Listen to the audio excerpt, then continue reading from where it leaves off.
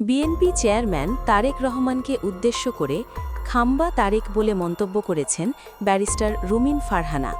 এমন দাবি ঘিরে রাজনৈতিক অঙ্গনে নতুন করে বিতর্ক ও উত্তেজনার সৃষ্টি হয়েছে। এক বক্তব্যে তিনি এই শব্দটি ব্যবহার করেছেন বলে সামাজিক যোগাযোগ মাধ্যম ও রাজনৈতিক মহলে আলোচনা ছড়িয়ে পড়ে। তবে এ বিষয়ে এখনও কোনো আনুষ্ঠানিক বক্তব্য বা লিখিত বিবৃতি প্রকাশ করা হয়নি।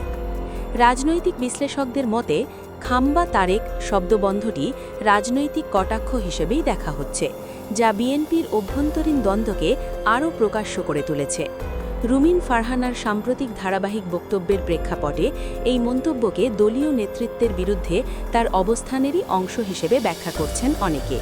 আবার বিএনপির একাংশ বলছে এ ধরনের ভাষা রাজনৈতিক শালীনতার পরিপন্থী এবং তা দলীয় শৃঙ্খলা লঙ্ঘনের শামিল। এদিকে এই মন্তব্যের খবর ছড়িয়ে পড়ার পর রাজনৈতিক মহলে মিশ্র প্রতিক্রিয়া দেখা গেছে। সমালোচকদের কেউ কেউ বলছেন, রাজনৈতিক মতবিরোধ থাকলেও ব্যক্তিগত কটাক্ষ পরিস্থিতি আরও উত্তপ্ত করে তোলে।